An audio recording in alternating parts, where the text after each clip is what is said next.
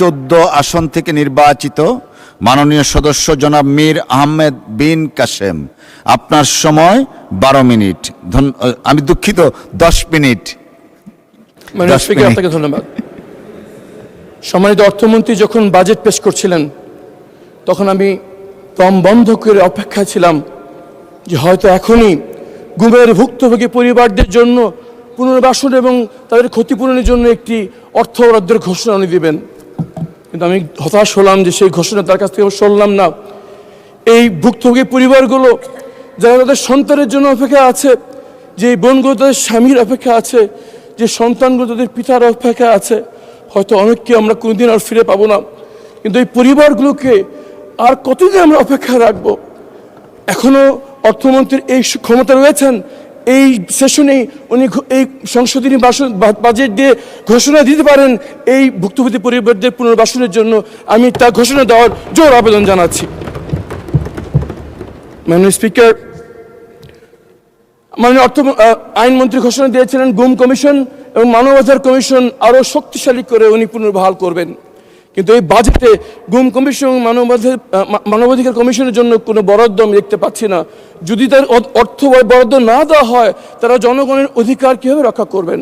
আমি এই দুই কমিশনের জন্য বিশেষ বাজেট বরাদ্দ দেওয়ার আহ্বান জানাচ্ছি, দাবি জানাচ্ছি। এই সংসদে সরকারি দল বিরোধী দল মিলে আমাদের প্রবাসী কর্মীদের জন্য, রেমিটেন্স যোদ্ধা এবং বীরদের জন্য সেবা বৃদ্ধি করার সিদ্ধান্ত আমরা নিয়েছিলাম, কিন্তু এই বাজেটে তার কোনো প্রতিফলন আমরা দেখতে পারলাম না। আমরা যদি তাদের জন্য বাজেট বরাদ্দ না দেই, বিভিন্ন মিশনে যদি বিশেষ উদ্যোগ গ্রহণ না করি, তাহলে আমাদের তাদের সেবা আমরা কীভাবে উন্নয়ন করব? আমি আহ্বান জানাচ্ছি অবিলম্বে যেন সংসদীয় বাজেট এনে আমাদের রেমিটেন্স বীরদের জন্য বিশেষ অর্থ বরাদ্দ দেওয়া হয়, যাতে সেই সব মিশন থেকে তাদের অ্যাডভান্স কেয়ার এবং অ্যাডভান্স সার্ভিস আমরা দিতে পারি। মাননীয় স্পিকার, আমরা সবাই জানি জাতিসংঘের সাধারণ সভায় প্রেসিডেন্সি এখন বাংলাদেশের হাতে।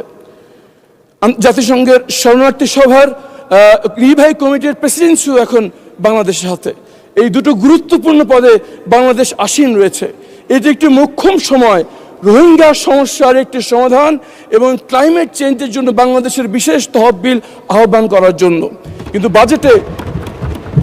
বাজেটে আমরা পররাষ্ট্র মন্ত্রণালয়ের জন্য বিশেষ কোনো বরাদ্দ দেখলাম না। এই অর্থ যেভাবে আমাদের নোমান ভাই বলেছেন, যেটা খরচ নয় বিনিয়োগ, আমরা এইখানে যে অর্থ বিনিয়োগ করব তার শতগুণ বৃদ্ধি হয়ে তহবিল আকারে আমাদের কাছে আসবে, কিন্তু সেই বরাদ্দ পররাষ্ট্র মন্ত্রণালয়কে দেওয়া হয়নি। পররাষ্ট্র মন্ত্রণালয়ে অবিলম্বে পিআর ফার্ম এনগেজ করা দরকার, বিভিন্ন ক্যাপিটালে লবিস্ট ফার্ম নিয়োগ করা দরকার, রোহিঙ্গা ইস্যুতে, ক্লাইমেট ইস্যুতে বাংলাদেশের জন্য বিশেষ তহবিল আনার জন্য। এই বাজেটে যদি সেই ব্যবস্থা না রাখা হয়, তারা এই কাজগুলো কীভাবে করবে? মাননীয় স্পিকার, আমরা 54 বছর ধরে স্বাধীন। আমাদের আশেপাশে অনেক দেশ আছে যারা এই সময়ের ভিতরেই দরিদ্র সময় থেকে উঠে উন্নত দেশে পৌঁছে গিয়েছে। সিঙ্গাপুর 50 বছরের তৃতীয় বিশ্ব থেকে প্রথম ফার্স্ট ওয়ার্ল্ডে তার উন্নতি হয়েছে। মালয়েশিয়া এই 50 বছরের ভিতরেই তাদের অর্থনৈতিক পাওয়ার হাউসে তারা পরিণত হয়েছে। সাউথ কোরিয়া যুদ্ধ বিধ্বস্ত একটি দেশ, এই 50 বছরের ভিতরে দাতা গ্রহীত দেশ থেকে দাতা দেশে পরিণত হয়েছে। 54 বছরে আমরা কি অর্জন করেছি মাননীয় স্পিকার? তাদের থেকে আমাদের সম্পদ কম? ব্যাপারটা মোটেই নয়। তাদের থেকে আমাদের জনগণের যোগ্যতা কম? সেটা নয়। তাহলে কোন জিনিসের ঘাটতি 54 বছর পরেও আমরা গরিব দেশের তকমা কপালে নিয়ে আমাদের সবার কাছে যেতে হচ্ছে? তার উত্তর হচ্ছে মাননীয় স্পিকার, স্বপ্ন। আমাদের দেশের স্বপ্ন নেই। আন্তর্জাতিক ইন্টারন্যাশনাল অর্গানাইজেশন মাইগ্রেশন একটি সমীক্ষা করে দেখেছেন 82% তরুণদের সবচেয়ে বড় স্বপ্ন হচ্ছে স্থায়ীভাবে দেশ ত্যাগ করা। যদি তরুণদের ভিতরে এই স্বপ্ন বিরাজ করে, তারা দেশ কেমন করে করবে মাননীয় স্পিকার? সিঙ্গাপুরের স্বপ্নবাজ নেতার নাম ছিল লি কুয়ান ইউ। মালয়েশিয়ার স্বপ্নবাজ নেতার নাম ছিল মাহাতির মোহাম্মদ। সাউথ কোরিয়ার স্বপ্নবাজ নেতারা দেখিয়েছেন যে আমাদেরকে দাতা নয়, দান গ্রহীত নয়, দাতা হতে হবে। আমাদের স্বপ্ন দেখানোর কেউ নেই মাননীয় স্পিকার।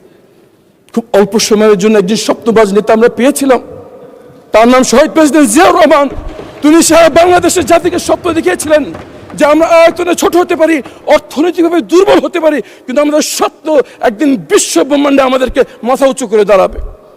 কিন্তু তাকে আল্লাহ বেশি দিন সময় দেয়নি। আজকে আমাদের আবার দরকার স্বপ্নবাজ নেতৃত্ব, যারা আমাদের এই তরুণদেরকে আবার স্বপ্ন দেখাবে।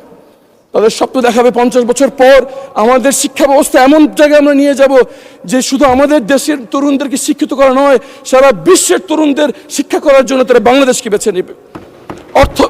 আমাদের স্বাস্থ্য ব্যবস্থাকে এই স্বপ্ন দেখাতে হবে যে 50 বছর পর আমাদের শুধু দেশের মানুষকে আন্তর্জাতিক মানের চিকিৎসা নয়, সারা আঞ্চলিক লোকদের মেডিকেল ট্যুরিজমের প্রাইম ডেস্টিনেশন হবে বাংলাদেশ। আমাদের প্রতিরক্ষা সেক্টরকে স্বপ্ন দেখাতে হবে 50 বছর পর শুধু আমাদের দেশের নিরাপত্তা নয়, যে বিশ্বের যেখানেই মানবতা আটকে উঠবে সেখানে আমাদের সেনাবাহিনী চলে যাবে তাদের নিরাপত্তা দেওয়ার জন্য।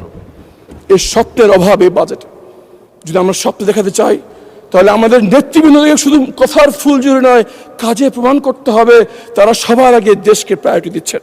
এই স্বপ্ন দেখানোর জন্য, এই স্বপ্নবাদ নেতৃত্বের জন্য আমাদের সবার প্রয়োজন সকল কিছুর উপরে দেশকে বেছে নেওয়া। যেখানে আমার বিদেশের চিকিৎসা না করে আমি দেশের চিকিৎসা করাবো, যাই হোক সেই পরিণতি। আমার দেশের বাইরে অর্থ সম্পদ গড়ার সুযোগ থাকলেও আমি দেশকে বেছে নেব আমার বিনিয়োগের জন্য।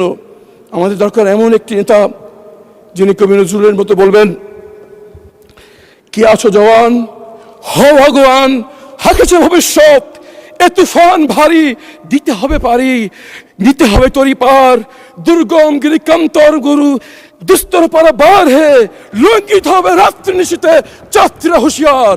আমাদের তরুণদের হুঁশিয়ার করে স্বপ্ন দেখানোর নেতৃত্বের অপেক্ষা আমাদের তরুণরা আছে। মাননীয় স্পিকার, যদি স্বপ্ন আমরা দেখাতে পারি, তারা পাহাড় অতিক্রম করবে, সমুদ্র পাড়ি দেবে, নির্দেশ দেওয়ার প্রয়োজন হবে না। তার প্রমাণ দেখতে চান? প্রমাণ দেখার জন্য সীমান্তর দিকে তাকান। আমাদের দেশপ্রেমিক জওয়ানদের পাশে আমাদের নিরস্ত্র জনতা জীবন বাজি রেখে সীমান্ত পাহারা দিচ্ছে, কেউ তাদের নির্দেশ দেয়নি, কেউ তাদের কোনো বেতন ভাতা দেয়নি। যদি আমরা তাদের অনুপ্রাণিত করতে পারি, তাদের মধ্যে এমন প্রাণ সঞ্চালন হবে যে এই দেশ এই 54 বছর পর আরো 54 বছর পার হয়ে যাবে, কিন্তু ভাগ্য বদলাবে না। তার জন্য আমাদের জাতীয় স্বপ্ন দেখাতে হবে। মাননীয় স্পিকার, আমি আহ্বান জানাচ্ছি, এই 55 আমাদের এই বাজেট আগামী 1 অর্থ বছর চিন্তা করে আমরা করেছি, হয়তো 5 বছর, কিন্তু আমাদের দরকার 50 বছরের একটি মহাপরিকল্পনা এবং সবকিছুর ব্যাপারে সেই স্বপ্নের প্রতিফলন আমাদের আনতে হবে। মাননীয় স্পিকার, আমি দায় স্বীকার করে নিচ্ছি, আমরা যারা রাজনৈতিক নেতা আছি, আমরা আমাদের জীবনে তার প্রতিফলন হয়তো দেখাতে পারিনি। এর জন্য 82% তরুণ দেশের বাইরে জীবন করার স্বপ্ন দেখছে। আসুন সবার আগে আমরা নিজেরা পরিবর্তন হই। লি কুয়ান তার সিঙ্গাপুরে ক্লিন গভর্নমেন্ট নামে একটি আইডিয়া লঞ্চ করেছিলেন। উনি সরকারি দুর্নীতির বিরুদ্ধে শক্ত অবস্থান গ্রহণ করেছিলেন। জ্ঞাত আয় বহির্ভূত সম্পত্তি দুর্নীতির প্রমাণ হিসেবে আইন পাশ করেছিলেন এবং নিজের মন্ত্রী পরিষদের বহু মন্ত্রীকে তিনি দুর্নীতির দ্বারা শাস্তি দেওয়ার ব্যবস্থা করেছিলেন। আমাদের দুর্নীতি দমন কমিশন কি কাজ করতে পারবে? মালয়েশিয়ার মাহাতির মোহাম্মদ একটি দুর্রোগ ব্যাধিতে আক্রান্ত হলেন, তার জরুরি চিকিৎসা করা প্রয়োজন। মালয়েশিয়ান ডাক্তাররা বলল আপনাকে দেশের বাইরে যেতে হবে। উনি বললেন আমার এই চিকিৎসা দেশে করতে হলে কয়দিন সময় লাগবে? তারা বলল মিনিমাম 2 থেকে 3 বছর চলে যেতে পারে, এর মধ্যে আপনার স্বাস্থ্যের যে কোনো ক্ষতি হয়ে যেতে পারে। উনি বলেছেন আমি 3 বছর অপেক্ষা করব, তারপরে দেশের বাইরে চিকিৎসা করব না। উনি দেশে 3 বছর অপেক্ষা করেছেন, সেই প্রযুক্তি দেশে নিয়ে এসছেন, সেই চিকিৎসার ব্যবস্থা করেছেন, তারপর তার অপারেশন দেশের মাটিতে হয়েছে। মাননীয় স্পিকার, এইসব কাজ কখনো অর্জন করা সম্ভব নয় যদি আমরা সেই স্বপ্ন না দেখাতে পারি। আমাদের আহ্বান করছে, আসুন আমরা স্বপ্ন দেখি শুধু এই দক্ষিণ এশিয়া নয়, সারা বিশ্বের বুকে আমাদের মানুষ, আমাদের ছাত্র, আমাদের গ্র্যাজুয়েটদেরকে হায়ার করার জন্য ইন্টারন্যাশনাল জব মার্কেট লাইন ধরবে আমাদের দেশের দরজায়। আমাদের দেশে ব্যবসা করার জন্য এবং smooth and streamlined investment way আমরা তৈরি করব। সিঙ্গাপুরে কেউ যদি ব্যবসা শুরু করতে চায়, মাত্র 3 কার্য দিবসে তিনি ব্যবসা শুরু করতে পারেন। আমাদের দেশে ব্যবসা শুরু করতে কয়দিন সময় লাগে? মাননীয় স্পিকার, সর্বশেষ আমি বলতে চাই, আমাদের এই দেশ মাটির নিচে যে সম্পদ আল্লাহ দিয়ে রেখেছেন, ভৌগোলিকভাবে যে কৌশলগত অবস্থান আল্লাহ আমাদের দিয়ে রেখেছেন, আমাদের তরুণদের মধ্যে যে প্রতিভা আল্লাহ দিয়ে রেখেছেন, তার হক আমরা তখনই আদায় করব যখন সব কিছুর উপরে আমাদের দেশ এবং দেশের মাটি এবং মৃত্যুর পর যে কঠিন জবাবদি আছে তার চিন্তা মাথায় নিয়ে আমাদের দেশের নায়করা দেশ পরিচালনা করতে শিখবেন। তখনই আমাদের এই দেশের মানুষের ভাগ্য পরিবর্তন হয়। মাননীয় স্পিকার, আসুন 50 বছরের স্বপ্ন দেখি, আমরা নিজেরা দেখি, আমাদের দলীয় কর্মীদের দেখাই, আমাদের জনগণকে দেখাই, সবাই মিলে করি নতুন বাংলাদেশ। মাননীয় স্পিকার, আপনাকে ধন্যবাদ। ধন্যবাদ মাননীয় সদস্য।